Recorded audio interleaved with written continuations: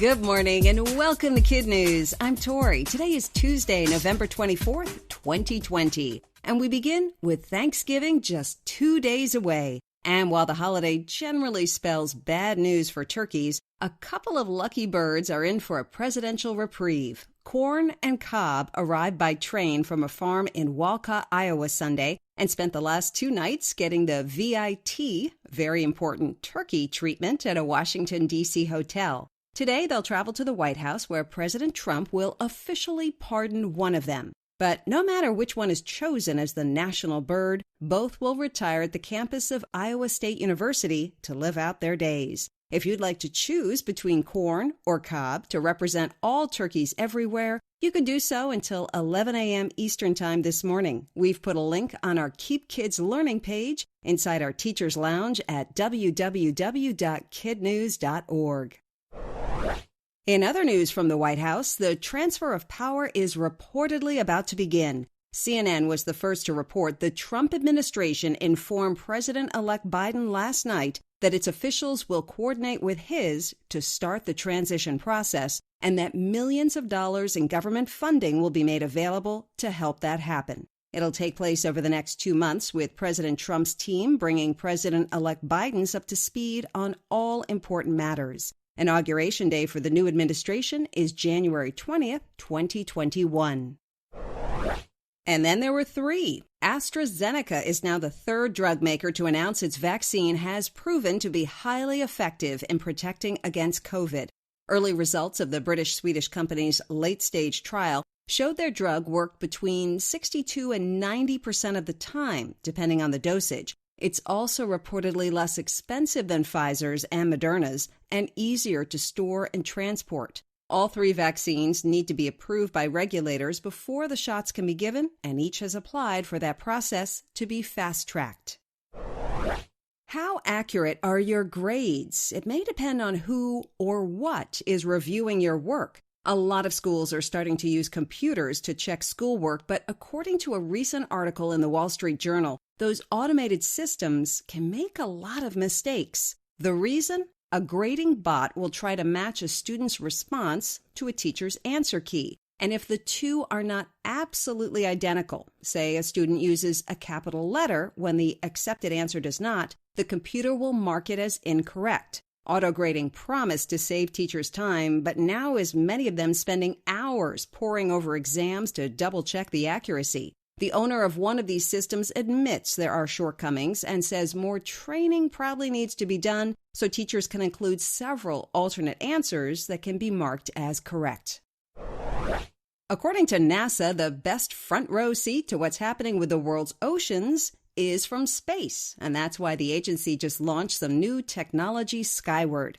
The SpaceX satellite is the size of a pickup truck, and once in orbit, will track changes in sea level to just a half inch by beaming electromagnetic signals 830 miles down to the water's surface, then measuring how long it takes for them to bounce back up again. According to scientists, the satellite should also improve weather forecasts and help ships navigate the world's ocean currents. A twin satellite will join this one in 2025. The American Music Awards hit a lot of high notes. At the event in Los Angeles Sunday night, Taylor Swift won Artist of the Year for the 3rd year in a row, along with Best Music Video and Favorite Female Pop Artist. In all, she now has 32 AMAs, the most by any singer in the show's history. In her virtual acceptance speech from her recording studio, she revealed she's now working hard on new versions of her old songs after a music executive sold the master rights to them without her knowledge. Justin Bieber won Favorite Male Pop Artist, and Doja Cat won New Artist of the Year. The event included live performances, in-person presenters, and even a small audience, though COVID protocols were in place, which was important because LA officials just announced the city is suspending indoor and outdoor dining due to surging cases of the virus. That's it for KidNuz. We are so grateful for all our listeners, and we wouldn't be able to produce this podcast without your generous support. If you'd like to make a tax-deductible donation through our fiscal sponsor, IAM, please go to our website, www.kidnuz.org. Now, our KidNuz quiz. What will happen to turkeys Corn and Cobb today at the White House?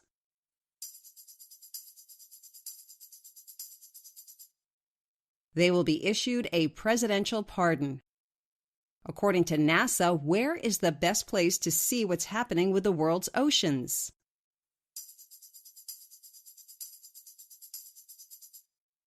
From outer space. What's the name of the latest drug maker to say its COVID vaccine is highly effective?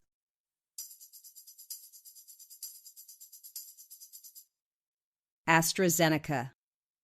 Who won Artist of the Year at the American Music Awards?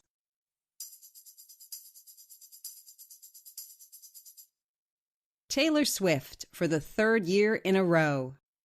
In One for the Road, the two reveals we told you about yesterday have been announced, sort of. First, Oxford Dictionary decided it couldn't select just one word for 2020. The year was unprecedented in terms of events and consequently in terms of the English language. Instead, it focused on a collection of game-changing words like lockdown, pandemic, and pods. The National Zoo had an easier time choosing a name for its panda, thanks in large part to the public vote. Yesterday, it announced the winning entry was Xiao Qi Ji, which means little miracle in Mandarin. The cub is now 10 pounds, on its way to 300. It'll stay in the nation's capital until it's 4 years old, and then, under agreement with Beijing, head to China.